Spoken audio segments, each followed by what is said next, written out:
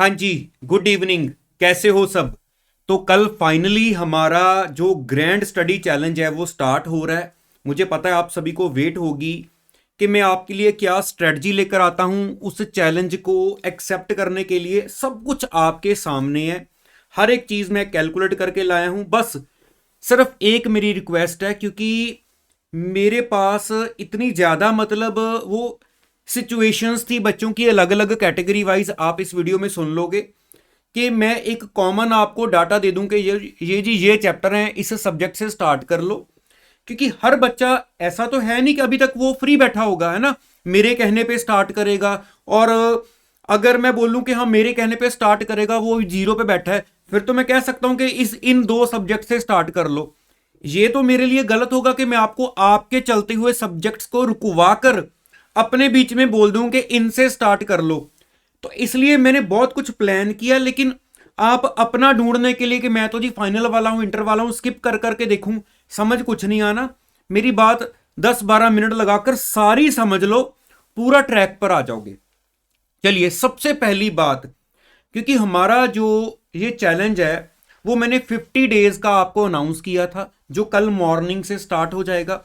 अब बात यह है कि अगर हमारे पास 50 डेज का टाइम है, वो हमारा 8 फरवरी से लेकर 29 मार्च तक चलेगा, जिसमें हमारे 50 डेज आ रहे हैं।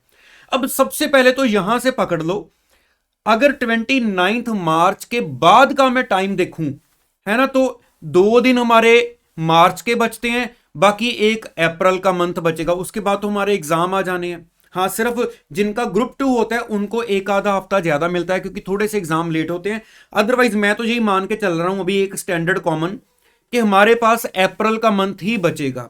तो अगर आपको लग रहा है कि नहीं जी हमारे पास तो ज्यादा टाइम है, तो वो रिवीजन के लिए भी तो चाहिए। जिनके 2 ग्रुप हैं खास तौर पर, उनको तो ये 30 डेज मिनिमम है, मिनिमम, है ना। मैं तो ये बोलूंगा सिंगल ग्रुप वालों को भी एटलीस्ट इतना टाइम तो सेव करके चलना चाहिए। तो इट मीन, अगर कोई बच्चा ये सोचे कि इतना काम हमें दे दिया करने को, तो 50 डेज में कैसे करेंगे? अब ऑप्शन ही ये है, हमें करना पड़ेगा। अब नेक्स्ट स्टेप पे आता हूं, पहले माइंड में चीजें डालते जाओ। हमारे पास अप्रैल को छोड़कर 50 डेज हैं 8 फरवरी से, जिसमें हमें एडजस्ट करके हार्डवर्क करके आगे बढ़ना है। अब जो बच्चों की कैटेगरी है उसमें 4 पेपर वाले बच्चे भी हैं, 8 पेपर वाले बच्चे भी हैं, ठीक है। जिनकी एग्जामेशन होगी वो एक आधा पेपर उनका निकल जाएगा, लेकिन common both groups 8 paper, single group 4 paper. अब सीधी सी बात, अगर मैं 4 पेपर वाले बच्चों को ये बोल दूं कि आपके पास 10 दिन पर सब्जेक्ट है, 10 दिन पर सब्जेक्ट, अब अपने माइंड में ले आओ, अगर आपके 4 पेपर हैं तो आपके पास 10 दिन पर सब्जेक्ट हैं, आपके 40 डेज कवर हो जाते हैं। 50 में से 10 दिन आपके पास बच जाएंगे। ये चलो मैं ये कह रहा हूं इसलिए बच गए हैं क्योंकि बीच में कोई एक आधा दिन किसी सब्जेक्ट पर 11 से आपके 10 से 11 या 12 लग गए, वो भी तो चाहिए ना, थोड़ी सी फ्लेक्सिबिलिटी हो। तो आप अभी ये मानकर चलो कि अगर 4 पेपर हैं तो पर सब्जेक्ट मेरे पास 10 दिन मेरे हाथ में आ रहे हैं। अब दूसरी बात, 8 पेपर वाले बच्चे, देखो मैं ये नहीं बोल रहा कि आप 5-5 दिन लेकर चलो पर सब्जेक्ट, मैंने आपके 6 लिए हैं कि 6 दिन पर सब्जेक्ट ले लो, आपके 48 डेज यूज हो जाने हैं। उसके बाद आपके पास 2 बच रहे हैं, मींस आपको ज्यादा ध्यान से चलना पड़ेगा। अगर आप थोड़े बढ़ाते हो तो फिर आपके पास वो जो 29 मार्च से आगे वाला टाइम है आप उसमें जाके फॉल करोगे, मींस आप वहां से डेज लेने शुरू कर दोगे, फिर आपके पास रिवीजन का टाइम कम बचेगा। गलत नहीं होगा कि आप वहां से ले लो, अगर आप अभी अच्छे से पढ़ रहे हो तो पर सब्जेक्ट कहीं एक आधा दिन बढ़ भी जाता है। देखो मैं हमेशा बच्चों को बोलता हूं कि रिवीजन करने का फायदा तभी है अगर चीज अच्छे से की हो। अभी आप टाइम बचाने के चक्कर में चीज को अच्छे से समझो ही ना कि मेरा रिवीजन का टाइम ज्यादा बच जाए, वो रिवीजन का क्या फायदा यार, जब चीज ही नहीं आती है तो रिवीजन किस चीज की करनी। तो इसलिए अगर अगर जरूरत पड़े तो अगर बचे हुए टाइम में से ऐड करके आप अच्छे से चीज को समझ सकते हो कि रिवीजन मुझे करने का फायदा होगा, तो ऐड कर लो टाइम, वहां से लेकर चलेगा। अब एक क्लैरिटी होगी कि जिनके 4 पेपर हैं 10 दिन पर सब्जेक्ट लेकर चलो, 10 एक्स्ट्रा ही है 50 दिन के अंदर भी, और जिनके 8 पेपर हैं मींस दोनों ग्रुप हैं, तो आपके पास 6 दिन पर सब्जेक्ट लेकर चल सकते हो आप, और आपके पास 2 दिन एक्स्ट्रा बचेंगे 50 डेज के अंदर। चलिए अब नेक्स्ट आता हूं। आप अपने माइंड में ना सेट सा बनाते रहना कि मैं किस कैटेगरी में फॉल करता हूं, मैंने सारी डिस्कशन कर देनी है। अब बच्चे दोनों कैटेगरी के हैं हमारे पास, जैसे इंटर के भी हैं फाइनल के भी हैं, क्योंकि मैं दोनों के लिए ये सारा जो चैलेंज है वो चलाने लगा हूं। अब अगर इंटर और फाइनल दोनों कैटेगरी के बच्चे हैं, अभी जैसे मैंने डिस्कस किया, जिनके 4 पेपर हैं, अब आप में से कुछ बच्चे होंगे जिनका ग्रुप 1 है, कुछ बच्चे होंगे जिनका शायद ग्रुप 2 है ना। अब फिर से वो वेरी कर गया। हाँ, जिनके 8 पेपर मींस बोथ ग्रुप्स हैं, वो तो चलो एक ही बात होगी, सारे कॉमन हो गए। लेकिन 8 पेपर हैं, आप इंटर के भी हो सकते हो, फाइनल के भी हो सकते हो। इधर 4 पेपर हैं, ग्रुप 1 है या 2 है, इंटर के हो या फाइनल के हो, है ना। ये सारी चीजें मैटर करती हैं।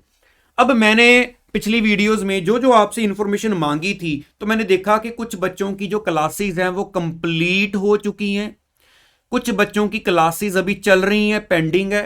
ये मैं नोट कर लो, जिनका सिंगल ग्रुप है उनके नीचे बोल रहा हूं कि कुछ बच्चों के 2 सब्जेक्ट्स अभी भी पेंडिंग है, कुछ के अभी 3 भी पेंडिंग है। खास तौर पर जिस बच्चे का अभी ग्रुप 1 क्लियर होगा, ये नवंबर वाले में हुआ होगा, तो वो अभी ग्रुप 2 पढ़ रहा होता है, तो उन कईयों के तो 3 सब्जेक्ट्स भी पेंडिंग है। ऐसे ही जिनके बहुत ग्रुप्स हैं, कुछ बच्चों की क्लासेस कंप्लीटेड है, कुछ के 2 सब्जेक्ट्स या 3 सब्जेक्ट्स पेंडिंग है। लेकिन मैं आपको बोलूं, अगर बहुत ग्रुप्स दे रहे हो और 2 से ज्यादा सब्जेक्ट अभी पेंडिंग है, तो ध्यान से चलना, काम ज्यादा पेंडिंग है। डरना मत कि काम ज्यादा पेंडिंग है, हो पाएगा या नहीं, ये डिपेंड करता है आपकी डेडिकेशन के ऊपर और आपकी सिचुएशन के ऊपर ना। प्रैक्टिकल होकर चलना कि मैं कर सकता हूं या नहीं कर सकता हूं। अब इन कैटेगरी वाइज आप देख लो, चाहे इंटर के हो चाहे फाइनल के हो, आपके 4 पेपर हैं, आइदर ग्रुप 1 या ग्रुप 2। इधर मेरे पास चल रहा है बोथ ग्रुप्स वाले बच्चे, इंटर के फाइनल के सारे। अब पहले मैं ले रहा हूं जिनके 4 पेपर हैं, आइदर ग्रुप 1 या ग्रुप 2, आपकी क्लासेस कंप्लीट हो चुकी हैं। अब आप अपने को कैटेगरी वाइज करना शुरू कर लो। अगर आप आइदर ग्रुप 1 या 2 के हो, इंटर या फाइनल, और आपकी क्लासेस कंप्लीट हो चुकी हैं, तो मैं आपको ये सजेस्ट करूंगा कि आप कल से मींस 8 से अगर अपने आप को चैलेंज में ला रहे हो, तो आप 2 सब्जेक्ट्स के ऊपर जबरदस्त फोकस करना शुरू कर दो, पूरे जबरदस्त वे के साथ। क्योंकि मैंने आपको ऊपर बताया था कि हमारे पास 10-10 दिन पर सब्जेक्ट हैं, तो अगर मैं 2 सब्जेक्ट से स्टार्ट करूंगा, तो मेरे पास 10 + 10 20 डेज का टाइम मेरे हाथ में है 2 सब्जेक्ट्स को मिक्स करके कंप्लीट करने में। थोड़ा कॉन्फिडेंस आएगा, चलो 20 दिन में 2 सब्जेक्ट हमने एक बार अच्छे से कवर करने हैं, रिवाइज करने हैं, या कुछ पेंडिंग है थोड़ा बहुत देखना, वो देख सकते हैं। अब यहां पे मैं ये बोलूं कि स्टार्ट करो, स्टार्ट करना वर्ड गलत है लगाना, क्योंकि ऑलरेडी आपका चल रहा होगा। तो मैं आपको सजेस्ट करूंगा वही 2 सब्जेक्ट्स आप अभी कंटिन्यू रखो जिनको अभी आप कर रहे थे। अगर 3-3 चला रहे थे, तो कोशिश करो उनमें से जो पहले कंप्लीट होने वाले हैं, आपके नजदीक चल रहे हैं, वो 2 उठा लो, उनको कंटिन्यू रखो। एक को चाहे रोकना है रोक लो। तो आप अगर आप आज कल से स्टार्ट करने वाले तो 2 उठा लो, अदरवाइज जो चल रहे हैं, जो कंप्लीशन के पास आने वाले हैं, या काफी कवर कर चुके हो, उनको कंटिन्यू रखो। ठीक है, आपके पास 20 दिन का टाइम है। मैं तो ये बोलूंगा कि अगर वो आपके 50-50% लेवल पर ऑलरेडी पहुंचे हुए हैं, तो यार कोशिश करो 20 दिन क्यों लगाने, 15 दिन में उनको वाइंड अप करने की कोशिश करो।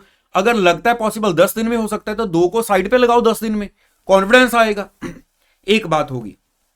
अब जिनकी क्लासेस हैं साथ में, पेपर 4 ही हैं, साथ में क्लास, आप भी सोच सकते हो यार मेरे लिए कितना ये टेक्निकल था बनाना, है ना। देखो जिनकी क्लासेस हैं, अब देखो जिनकी क्लासेस हैं साथ में, मैं आपको ये सजेस्ट कर रहा हूं कि आप 3 सब्जेक्ट्स को अभी कंटिन्यू करो, स्टार्ट करो या कंटिन्यू करो, जो मर्जी समझ लो। अगर तो आपकी 2 ही क्लासेस पेंडिंग है, तो अपनी जो 2 पेंडिंग क्लासेस हैं उसके साथ एक कंप्लीटेड वाला सब्जेक्ट उठा लो और उसको रिवाइज करना शुरू करो। अगर आपकी 3 क्लासेस पेंडिंग है, एक सब्जेक्ट ऑलरेडी हो चुका है, तो अभी सिर्फ फोकस अपनी तीनों क्लासेस वाले सब्जेक्ट्स पर करो, क्योंकि आपके 4 पेपर हैं, तो 10 डेज जैसे आपके हिस्से में पर सब्जेक्ट, तो आपके पास ये 30 डेज हैं इतना काम कंप्लीट करने के लिए। उसके बाद आपके पास 10 दिन बचेंगे मेनली एक सब्जेक्ट को कवर करने के लिए, फिर 10 दिन एक्स्ट्रा हैं। अब यहां पर आपको ये प्रेशर में जरूर आ जाना चाहिए कि इन 30 डेज में मैंने इतना इन डेप्थ क्लासेस पर फोकस करना है, ताकि जो क्लास में लगाऊं उसको कवर करता जाऊं, साथ साथ रिवाइज करता जाऊं, ताकि मैं जब दोबारा फर्दर रिवीजन के लिए बैठूं तो मुझे ये ना लगे कि अभी तो मैंने सेल्फ स्टडी स्टार्ट की है, तो मैं ऑलमोस्ट 0 से पढ़ने लगा हूं। साथ साथ इन 30 डेज में दिन रात एक कर दो आप। चलो अभी आगे बहुत कुछ है आगे समझने वाला। अब जिन बच्चों के बोथ ग्रुप्स हैं, इंटर और फाइनल बोथ ग्रुप्स हैं, क्लासेस कंप्लीट हो चुकी हैं लेकिन बोथ ग्रुप्स हैं, आप मेरे हिसाब से 3 सब्जेक्ट्स ही चलाओ अपने, ठीक है। मेरे हिसाब से अगर आपको कुछ लगेगा मुश्किल कि मैं ऐसे करने लगा हूं, कमेंट बॉक्स में पूछ लेना, वरना मेरे हिसाब से आप 3 को रखो। कोई भी 3 सब्जेक्ट्स उठा लो जो आपको लगता है कि मैं थोड़ा सा जल्दी कंप्लीट कर सकता हूं, ताकि कॉन्फिडेंस आए, ग्रिप बननी शुरू हो कि मेरे 3 तो कवर हो गए। अब आपके पास, क्योंकि बोथ ग्रुप्स वाले बच्चों को मैंने बोला था 6-6 दिन पर सब्जेक्ट लेकर चलो, तभी आपके 48 बन रहे थे, तो इट मींस आप 18 डेज में 3 सब्जेक्ट्स का अपना टारगेट लेकर चलोगे 18 डेज में। अब जिनकी क्लासेस पेंडिंग है, जिनकी तो 2 ही क्लासेस पेंडिंग है, वो तो अपनी 2 क्लासेस को फोकस करो और एक कंप्लीटेड सब्जेक्ट को रिवाइज करना शुरू करो, लेकिन दिन आपके पास 18 है। हाँ, जिनकी 3 पेंडिंग है, मैं फिर से बोलूंगा, एक बार ध्यान से अपना एनालिसिस कर लो अच्छे से कि क्या मेरी 3 क्लासेस भी पेंडिंग है, कितना सिलेबस पेंडिंग है। हाँ, अगर तो थोड़ा ही पेंडिंग है फिर तो चलेगा, ज्यादा पेंडिंग है, उधर से ग्रुप भी 2 देने हैं, तो एक बार अपनी सारी सिचुएशन को एनालाइज कर लो, उस हिसाब से चलना, ठीक है। दिन आपके पास भी 18 है, अगर 3 क्लासेस पेंडिंग है तो पहले उसको वाइंड अप करोगे। यहां तक आई होप क्लियर है। अब रही नेक्स्ट बात, जो 50 डेज हैं, अगर मैं आज ही आपको चैप्टर्स अलॉट कर दूं तो मुझे ये था कि आप सभी सोचोगे कि हमारा जो चल रहा था वो कहां गया, वो तो सारा बीच में ही रुक गया, सर ने अपना बता दिया आके कि आज से ये सब्जेक्ट पढ़ने शुरू कर दो। तो इसलिए मैंने 5 दिन ऐसे रखे हैं कि मैं सबको ट्रैक पर ले आऊं और मैं भी देख लूं कि आप कौन कौन से सब्जेक्ट्स कर रहे हो, कैसे मैनेज कर रहे हो। जो मैंने आपको ये स्ट्रेटजी दी है, क्या आप इस स्ट्रेटजी के अंदर फॉल कर सकते हो, अपने आप को ला सकते हो या नहीं, आपको भी पता चल जाएगा। इसलिए हार्डवर्क तो कल से ही बहुत जबरदस्त वाला स्टार्ट है, लेकिन इन 5 दिन में आपको क्या करना है, मैं चैप्टर्स नहीं अलॉट करने लगा इन 5 दिन में, वो मैं 5 दिन के बाद आपको चैप्टर्स अलॉट करने शुरू कर दूंगा, हो सकता है 3 दिन के बाद ही कर दूं, आपके कमेंट्स से, आपकी सिचुएशंस को देखकर। सबसे पहला काम 5 दिन में, अब सभी कैटेगरी वाले बच्चे, आप कौन सी कैटेगरी में फॉल किए थे ये अपने माइंड में रखना कि मैं इस कैटेगरी में था या मैं इसमें था, ये काम कॉमन है।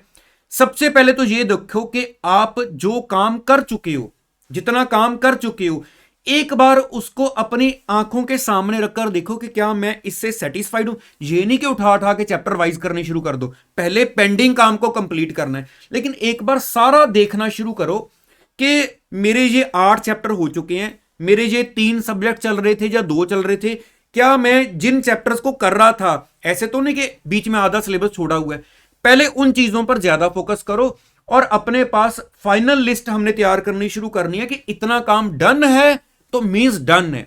अगर किसी में कुछ पेंडिंग है तो वो मैं नोट करूंगा, वो मैं आगे बताने लगा हूं कैसे नोट करना है। तो पहला काम हो गया, 5 दिन में आप ये, चाहे मैं बोलूंगा आज का शाम का दिन, कल सुबह आफ्टरनून तक, ये सारा अपना एनालिसिस करो एक बार। दूसरा काम, जैसे जैसे मैंने आपको टाइम अलॉट किया है कि आपके पास, आप 2 सब्जेक्ट से स्टार्ट करो, 20 डेज हैं, 3 से स्टार्ट करो, 30 डेज हैं या 18 डेज हैं, उस हिसाब से। अब जो आपका ये काम हो चुका है, ये सारा एनालिसिस करने के बाद आप क्या पेंडेंसीज निकालते हो और उसके साथ इन 5 दिन में आप कौन से न्यू चैप्टर्स ऐड करना चाहते हो, है ना। हो सकता है आप 2 सब्जेक्ट्स वाले स्टूडेंट बनो या 3 वाले बनो, तो अब देखो कितने और चैप्टर्स आप उन सब्जेक्ट्स के ऐड करोगे जो आप 12 फरवरी तक, मींस फर्स्ट 5 दिन हमारे जो टारगेट के हैं उसमें आप कवर कर लो। मींस हमने जो किया था उसको फाइनल किया, और साथ मैं फिर से बोल रहा हूं, जो किया था उसको फाइनल किया, मतलब ये नहीं कि उसको रिवाइज करने बैठ के, बस एक बार गो थ्रू करना है। चाहे चैप्टर को ऊपर ऊपर से देखो, चाहे चैप्टर को थोड़ा सा डीप लेवल पर जाके देखो, लेकिन क्या मैं, मतलब जब रिवीजन करने बैठूंगा तो ये चैप्टर मेरे कंट्रोल में है ना, अगर मैं इसको लिख लूं कि डन मेरी तरफ से, बस ये करना है। इसके साथ आपका एड ऑन चैप्टर ऐड करोगे आप, ठीक है। नंबर 3, उसके बाद आपने क्या करना है कि पूरी लिस्ट बना लेनी है, जो भी आपके फाइनल चैप्टर्स अब हो जाते हैं सब्जेक्ट वाइज, वो आप A4 शीट्स पर लिखना शुरू कर दो। मतलब ये काम आपका होगा अराउंड 12 तारीख को जाकर, संडे को, कि मेरे अब जो मैं ऑलरेडी काम कर रहा था और जो मैंने न्यू ऐड किया, ये मेरी फाइनल लिस्ट बन गई है मेरे 2 सब्जेक्ट्स की या 3 की, जिसमें मैंने ये चैप्टर कर लिए हैं। और मुझे पता चल जाएगा जो भी मेरे 2 या 3 सब्जेक्ट्स मैंने उठाए थे, मैं अभी 30% पर पहुंचा हूं इन 5 दिन में सारा करके, या मैं 40 पर पहुंचा हूं, या मैं इससे नीचे चल रहा हूं। सारा आपका एक बार ट्रैक बन जाएगा। उसके बाद अगर तो मैंने यहां पे लिखा हुआ है जिन बच्चों की क्लासेस चल रही हैं, मैंने टाइम दे दिया आपको, है ना, वही है 6 दिन पर सब्जेक्ट, टोटल 3 सब्जेक्ट्स हैं तो 18, 2 हैं तो 12, या सिंगल ग्रुप वाले हो तो 10-10 का हिसाब से। सिर्फ आपको कंसंट्रेशन ज्यादा से काम करना है और ये देखकर चलना है, ज्यादा हार्डवर्क करो। जिन्होंने सिर्फ रिवीजन करनी है उससे ज्यादा हार्डवर्क आप करो, ताकि जो क्लास में चल रहा है सीधा उसको फाइनल टच देते जाओ। बस ये आपने एक्स्ट्रा ध्यान रखना है। और हाँ, मेन बात अब यहां से स्टार्ट हो रही है आज की वीडियो के नीचे भी। अब कल से आप कौन से सब्जेक्ट उठाने वाले हो, आप इंटर का ग्रुप 1 दे रहे हो, इंटर का सेकंड दे रहे हो, बोथ दे रहे हो, ऐसे ही फाइनल वाले बच्चे मुझे ये सारा बताते जाओ, मैं सारे कमेंट्स रीड करते जाऊंगा, ताकि मैं भी ये 2-4-5 दिन आपके कमेंट्स से एक ट्रैक पर पहुंच जाऊं और सारा डिस्कस कर लेंगे। मैंने रोज आना है आपके पास, ये ना सोचना कि मैं रोज आऊंगा आपके पास, ताकि मैं आपके साथ डिस्कस करके एक ट्रैक पर आ जाऊं कि कौन से 2-3 या 4 सब्जेक्ट से मैं आपको चैप्टर वाइज काम अलॉट करना शुरू कर दूं। आज मुझे लग रहा था ये काम देना शायद जेन्युइन नहीं है, क्योंकि मैं आपका काम रुकवाकर अपने सब्जेक्ट से स्टार्ट करवा दूं, ये रॉन्ग बात होगी, है ना। अब उसके बाद जो कल से आपका स्टडी टाइम रहेगा, देखो एक स्टैंडर्ड टाइम कॉमन बता रहा हूं, सुबह 7 बजे हमने पढ़ना स्टार्ट करना है और 12 बजे तक हमारा जो फर्स्ट स्लॉट रहेगा, उसके बीच में आपने जो आधा घंटा की ब्रेक छोटी सी रेस्ट की लेनी है, 15-15 मिनट की, वो ले लो। ज्यादा ब्रेक लेने की कोशिश ना करना, क्योंकि 12 बजे के बाद 2 बजे तक आपकी मैंने कॉन्टिन्यूसली ब्रेक रखी है, ठीक है। अगर आप इसके अंदर ज्यादा ब्रेक लेते हो वो 2 घंटे में से काट लेना अपनी। फिर 2 से 7 का मैंने टाइम रखा हुआ है, ये भी आप एक अपना 5 घंटे का स्लॉट मानकर चलो। इस 10 घंटे में आप मैक्सिमम आउटपुट निकालने की कोशिश करो। हाँ, जिस बच्चे का काम ज्यादा पेंडिंग है वो इतना टाइम देने के बाद भी कोशिश करो 2-3 घंटे मिनिमम आप डेली अपनी सिचुएशन के हिसाब से, अगर ज्यादा जरूरत है तो और भी टाइम देना शुरू करो, तभी हम किसी फाइनल ट्रैक पर पहुंच पाएंगे। अब कल मैं आपको सुबह 7 बजे तो आपने पढ़ने बैठ जाना है, ठीक है, 7 बजे आपने पढ़ने बैठ जाना है। मैं 7 बजे ही आपको एक वीडियो पोस्ट करूंगा सुबह, ताकि उसके नीचे आप सभी अपनी अटेंडेंस मार्क करो, जो भी गुड मॉर्निंग लिख के या जैसे भी लिखे कि हाँ मैं पढ़ने बैठ गया हूं। और आपने जो भी कल से पढ़ना है वो आज ही इस वीडियो के नीचे, चाहे रात को कमेंट करना, चाहे जब फाइनल लिस्ट कर लोगे कि मैं यहां से स्टार्ट करने लगा हूं, या मैं 5 दिन में इस ट्रैक पर पहुंचना चाहता हूं, क्योंकि मैंने रोज देखना है आप क्या कर रहे हो, रोज मेरे साथ क्या शेयर कर रहे हो, वहीं से फिर हमारा ये सारा जो चैलेंज है वो आगे बढ़ता जाएगा। तो मेरे ख्याल से सभी बच्चे सेटिस्फाइड होंगे मैंने क्या डिसीजन लिया है। मेरे लिए भी बहुत ये एक टाइम कंज्यूमिंग पार्ट था, लेकिन मैंने ये कंक्लूजन निकाला है। बाकी जैसे आप बोलोगे कि जैसे आगे चैप्टर की तरफ बढ़ना है, वो मैं आपके साथ हूं। जो भी माइंड में आएगा कमेंट बॉक्स में लिखना, मैं सारे कमेंट्स पढ़ के उसके अकॉर्डिंगली नेक्स्ट आपके पास जो भी कंटेंट होगा लेकर आऊंगा। तो ऑल द बेस्ट सभी बच्चों को। सुबह 7 बजे आपको दोबारा मिलूंगा यूट्यूब पर। Thank you so much once again, all the best. डट जाओ अपने काम पर।